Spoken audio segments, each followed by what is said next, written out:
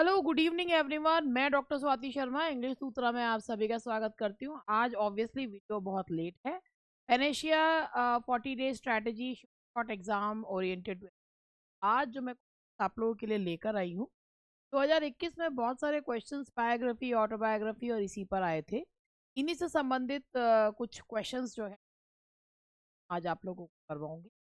आज मेरा जो लेट आने का एक रीज़न है कि मेरी बेटी ठीक है, और इस वजह से थोड़ा सा मेरा ऐसे ही है। लेकिन मैंने सोचा कि जितने भी क्वेश्चंस होते हैं मैं उसको करवा देती हूँ। अपना क्रम जो है नहीं तोड़ रही हूँ मैं, और वो मैं स्टार्ट कर रही हूँ। Be like a postage stamp, stick to one thing until you get there. और ये तो आज इसमें एक पोस्टेज स्टैम्प की तरह बनना चाहिए। जब तक आप अपनी मंजिल पे पहुंच ना जाएं तब तक उससे चिपके रहें।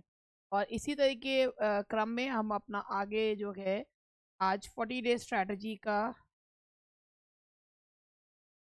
क्वेश्चंस हैं वो मैं आप लोगों को करवाती हूँ। तो पहला जो है क्वेश्चन आप लोगों को देखिए, चाहे आपको भी लगे कि ये एक रिपीटेड क्वेश्चन हो गया है, लेकिन एक बार हमेशा जो है पहले क्वेश्चन को पढ़ना चाहिए। पढ़ने के बाद उसके ऑप्शंस पढ़ने चाहिए। देखिए जैसे ये है, a sudden and ridiculous descent from the exalted to the common place and ordinary, especially when a writer striving for the noble or pathetic achieve the ludicrous. This is the best description of the term, and this is.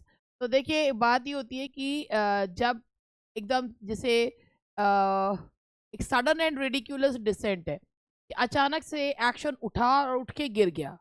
और जो है कि जब writer उस चीज को बहुत अच्छा बनाना चाहता तभी अचानक से वो अच्छा बनने की जगह वो हास्यास्पद हो गया। तो इसके लिए कौन सा टर्म हम यूज करते हैं, तो आप लोगों ने पढ़ भी रखा होगा, एंटी क्लाइमेक्स। और अगर एंटी क्लाइमेक्स नहीं है तो हम कौन सा टर्म यूज करेंगे, and that should be, that is bathos. The answer is bathos. Bathos जो है वो यूज किया जाएगा। Question number second, a passage paragraph which is enriched excessively filled with all types of literary devices, gaudy, bombastic is called a purple patch, colored patch, literary patch, none of these. अगर आप लोगों ने इस तरीके से पढ़ा हो कि अगर एक ही उसमें कई सारे, एक पैसेज में कई सारे एडजेक्टिव्स को यूज किया जाए, कई सारे जो है उसमें जितने मतलब लिटरेरी डिवाइसेस है सॉरी यूज करी जाए, तो वो कौन सा पैच होता है, and that is called a purple patch. उसे कौन सा पैच कहते हैं, पर्पल पैच जो है वो कहा जाता है। Who wrote of Wordsworth in 1835 up to 1820? The name of Wordsworth was trampled underfoot. From 1820 to 30 it was militant. From 30 to 35 it has been triumphant. तो ये किसने कहा है, अगर आप ये जानते हैं कि ये टर्म जो है जो यूज किया गया है कि 1820 में वर्ड्सवर्थ का नाम जो है वो कुचला दबा कुचला था। 20 से 30 तक वो एक मिलिटेंट के रूप में, और 30 से 35 तक वो लगातार ट्रायम्फेंट है। साउदे, विलियम वर्ड्सवर्थ, वर्ड्सवर्थ अपने बारे में तो नहीं कहेंगे, रॉबर्ट ब्राउनिंग या टॉमस जी क्विंसी। तो अगर आप लोगों को याद हो तो ये लाइन बहुत ही फेमस है टॉमस जी क्विंसी की। ये वही क्विंसी है जिन्हें confessions of N opium eater नाम का वर्क भी जो है वो लिखा है। और इसके अलावा इनका एक बहुत ही फेमस वर्क है जो आप लोग मुझे कमेंट करके बताइएगा। इनका एक बहुत फेमस वर्क है जो इन्होंने शेक्सपियर के प्ले के ऊपर लिखा है, क्या नाम है उस वर्क का? Heterogeneous ideas yoked by violence together, these are the words of doctor Johnson about. Heterogeneous ideas यानी कि बिल्कुल विरोध जो है एक विपरीत आइडियाज को एक साथ रखना, योग टुगेदर बाय वायलेंस। ये किसने कहा है? डॉक्टर जॉनसन ने कहा है। किसके बारे में कहा है? Aesthetic poets, Shakespearean themes, supernatural poets या मेटाफिजिकल पोएट? मेटाफिजिकल पोएट्स, ये मेटाफिजिकल पोइट्री ये टर्म भी इन्होंने यूज करी थी। हालांकि he was not the first person to use the term metaphysical, लेकिन मेटाफिजिकल पोइट्री जो टर्म है उन्होंने यूज करी थी। और उसमें उन्होंने कहा था कि ये कुछ 17वीं सेंचुरी के ऐसे राइटर्स थे जो विरोधाभासी आइडियाज को वायलेंटली जो है वो एक साथ रखा करते थे। अब देखिए ये है, a movable feast by Ernest Hemingway is a. An autobiography, memoir, biography या नन ऑफ दीज। तो इस तरीके के क्वेश्चंस यानी कि बायोग्राफी, ऑटोबायोग्राफी और मेमोयर से संबंधित क्वेश्चन 2021 में आए थे। We should not leave any stone unturned, कोई भी चीज छोड़नी नहीं चाहिए। A movable feast by Ernest Hemingway. तो आप ये देखिए, ये ऑटोबायोग्राफी नहीं है, ये बायोग्राफी भी नहीं है, ये मेमोयर है। मेमोयर का मतलब होता है जिसे कहना चाहिए कि एक जो अपने संस्मरण बोलते हैं, हिंदी में इसको बोला जाता है संस्मरण। तो जो संस्मरण होते हैं उनकी खासियत ये होती है, they are not the part of autobiography, या ये उस व्यक्ति के बारे में नहीं होते हैं। वो व्यक्ति मतलब उस व्यक्ति पर्सनली उस व्यक्ति के बारे में नहीं होते हैं। ये जो मेमोयर्स होते हैं, they tell about the person और things that they tell about the person whom the particular person has met somewhere और the things that happen to him. तो उसके लिए वो संस्मरण या मेमोयर लिखता है। जैसे आपने एक बहुत ही खूबसूरत संस्मरण पढ़ा भी होगा, Gillu. Autobiography is an unrivaled vehicle for telling the truth about other people. That is Dr. Samuel Johnson, H.W. Longfellow, Philip Goodell और या B Prasad. Autobiography is an unrivaled vehicle for telling the truth about other people। ये autobiography क्या है? ये एक unrivalled vehicle है तो other दूसरे लोगों के बारे में बताने के लिए, मतलब अपने से ज्यादा जो सत्य हम बताते हैं ना, वो अपने जो है अपने से ज्यादा सत्य जो हम बताते हैं वो और लोगों के बारे में बताते हैं। अपने बारे में तो बहुत ज्यादा सच जो है कोई नहीं बोलता, ये बात तो सही है। अपने बारे में लोग बायस्ड हो जाते हैं, और अब दूसरे के बारे में हमारे साथ ये हुआ वो हुआ, ये जो है वो बहुत खुल के बताते हैं। तो इसका आंसर क्या होगा आप मुझे बता सकते हैं?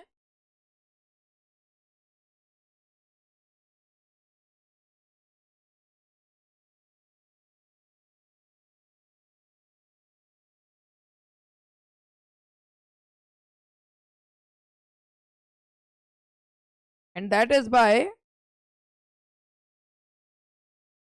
Option C, Philip गडेला।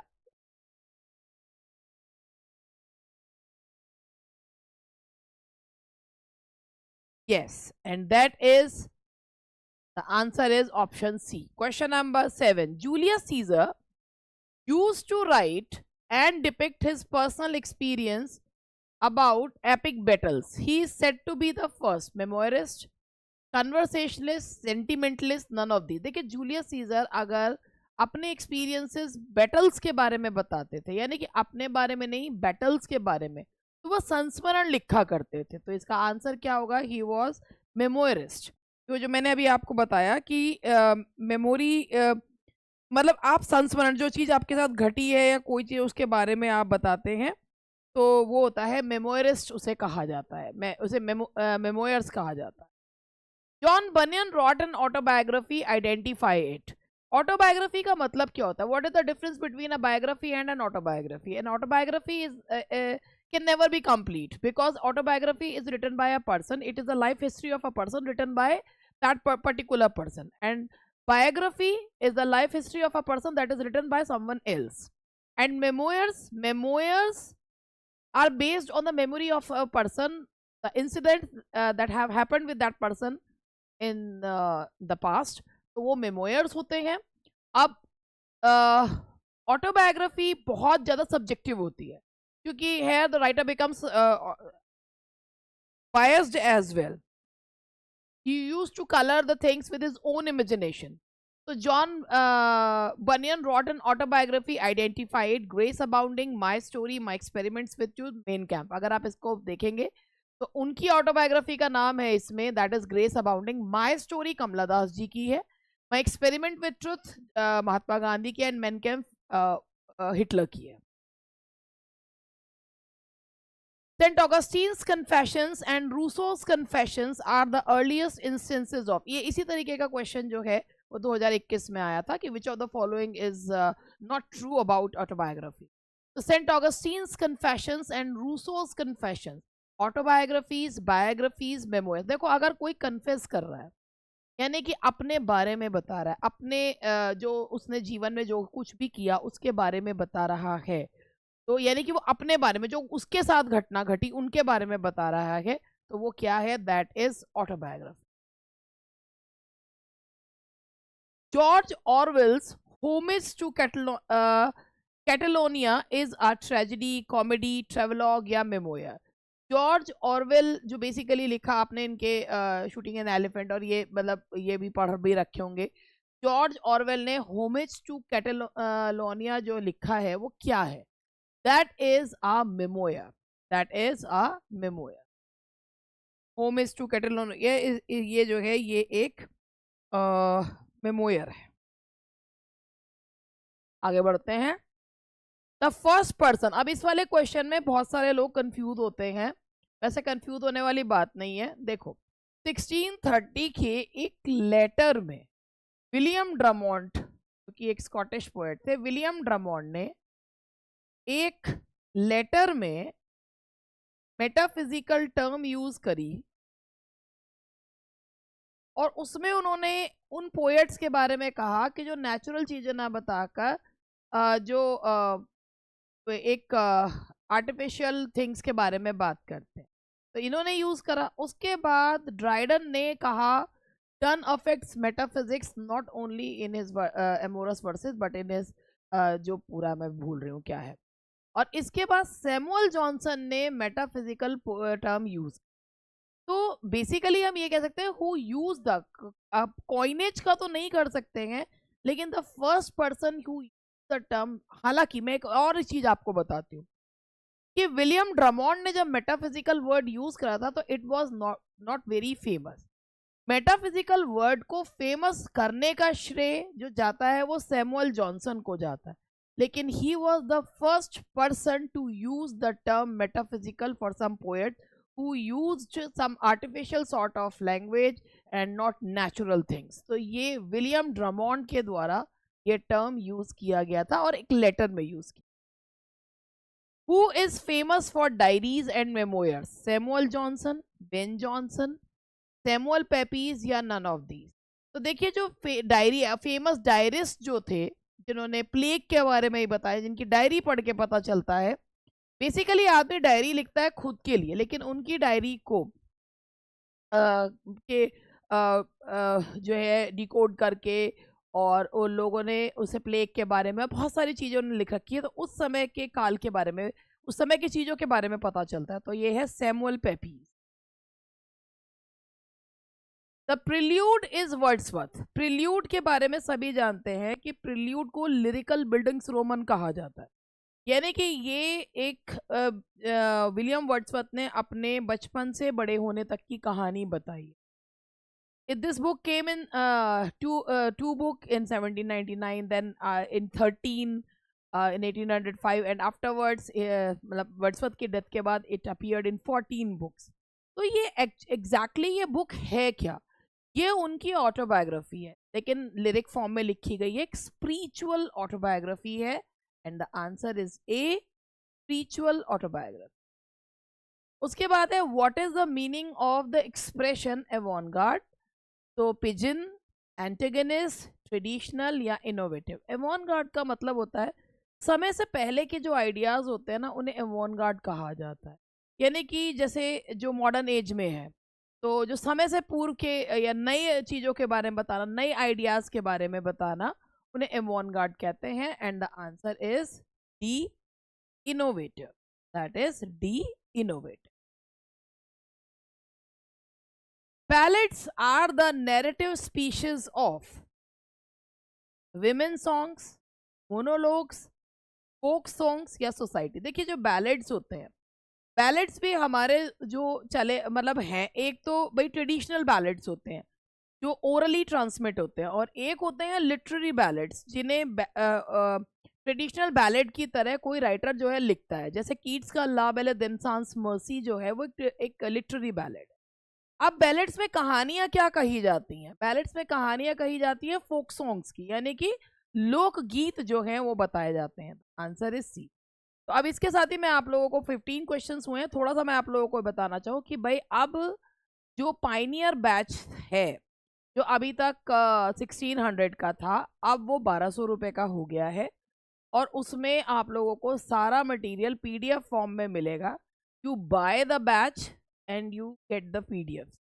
अब ये आपके ऊपर है कि आप उसे प्रिंट कराते हैं नहीं कराते हैं, जैसे भी रखते हैं।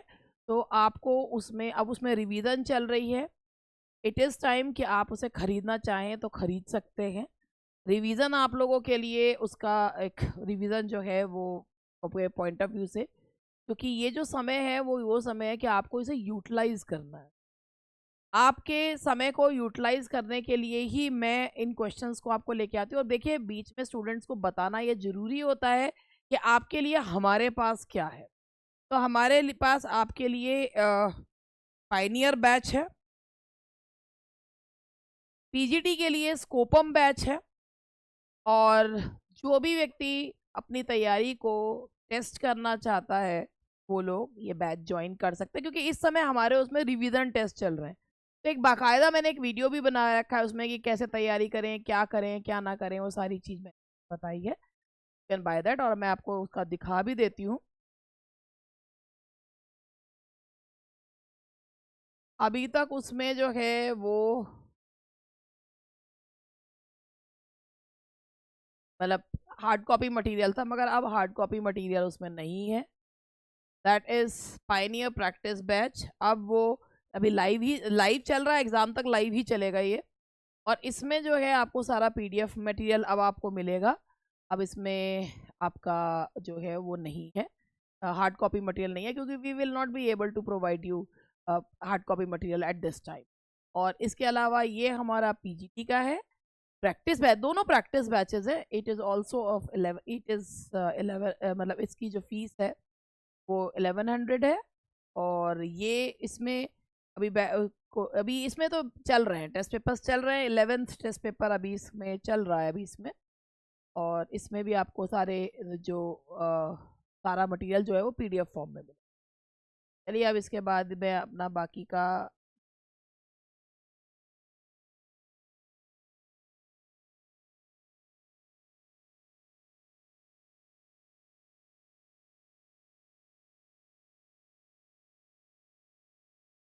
Dryden is the first to use the term autobiography, biography, romance या Renaissance. So Dryden is the first to use the term that is biography. Dryden पहले व्यक्ति थे जिन्होंने टर्म यूज किया था बायोग्राफी जो।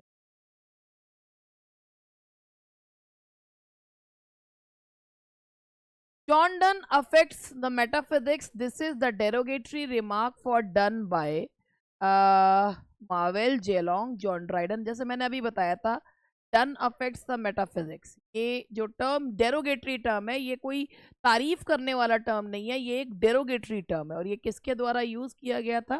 That was by John Dryden. John Dryden. Whose essay is The Metaphysical Poets? W.B. Yeats, George Bernard Shaw, T S. Eliot या John Donne? तो metaphysical poet से दिमाग में आता है कि जॉन डन होगा, नहीं।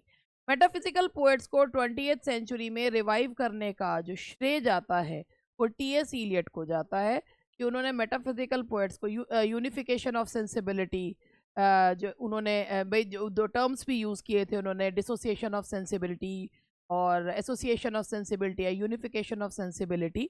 तो इसका मेटाफिजिकल पोएट्स जो ऐसे है वो टी.एस. इलियट का। Lytton Strachey is the biographer of. Lytton Strachey जिनके एक बहुत ही फेमस वर्क है Eminent Victorians. That is Eminent Victorians. और ये जो इसमें उन्होंने लिया है इसमें क्वीन विक्टोरिया की वो बायोग्राफर जो है वो क्वीन विक्टोरिया के भी biographer. The art of biography seems to have fallen on evil time in England. Whose remark is this? Boswell, Derrida, Lytton Strachey या I.A. रिचर्ड्स? तो देखिए, इसका आंसर है 20 का आंसर है आपका C, and that is Lytton Strachey. That is Lytton Strachey. From the cradle to the grave the figure of speech is. देखिए, cradle for birth and grave for death. तो यहाँ पर इंस्ट्रूमेंट्स को use किया गया है, जैसे ग्रेव को एक इंस्ट्रूमेंट्स को एक एब्स्ट्रैक्ट टू कॉन्क्रीट या कॉन्क्रीट टू एब्स्ट्रैक्ट बताने के लिए यूज किया गया है।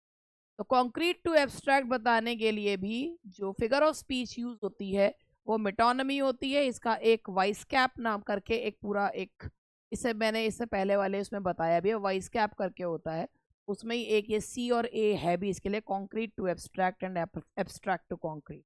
The figure of speech is metonymy. Who defined biography as the history of particular men's lives? Who defined biography as the history of particular men's lives? Shelley, Eliot, Dryden या Carlyle? तो ये इसी से संबंधित questions थे और इसका answer है आपका C, that is Dryden. Who commented there have been greater poets than Wordsworth but not so original? Hudson, AC Bradley, Crompton Rickett या WJ लॉन्ग? तो यहाँ पर ये इसका आंसर है AC Bradley. The answer is AC। Who wrote lives of the English poets? और simply lives of 42 poets, lives of English poets किसने जो है वो लिखा है? बेन जॉनसन, ब्यूमॉन्ट, सैमुअल जॉनसन या नन ऑफ दीज? तो लाइव्स ऑफ इंग्लिश पोएट्स, जिसमें स्टूडेंट्स ये भी कंफ्यूज हो जाते हैं कि जॉन मिल्टन की बायोग्राफी जो है केवल इन्होंने ही जो है लिखी है, जबकि ऐसा नहीं है। 1779 की आई हुई एक किताब है lives of the most eminent English poet, और जिसमें 52 पोएट्स की 42 नहीं 52 पोएट्स की बायोग्राफी जो है उन्होंने ली है। And the answer is Samuel Johnson, lives of eminent English poet. 52 poets हैं। Catharsis is derived from a Greek word which word? Tragedy का मेन फंक्शन जो होता है वो कैथारसिस होता है। कैथारसिस का मतलब होता है पर्ज करना, यानी कि क्लिंजिंग। तो ये कौन से वर्ड से लिया गया है? And the word is that is B Catherine. ठीक है जी।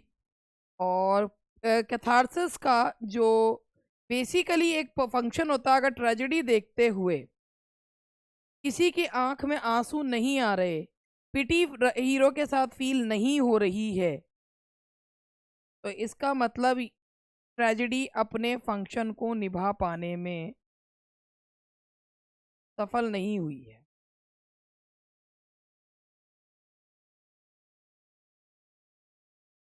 और ये जो कैथरीन, ये इसका भी यही है, ग्रीक वर्ड है टू क्लींस और पर्ज, सफाई करना, क्योंकि ट्रेजेडी के दो फीलिंग्स होती हैं, पिटी एंड फियर। ये था आज का session. That's all for today. मिलती हूँ कल hopefully. Bye bye and best of luck.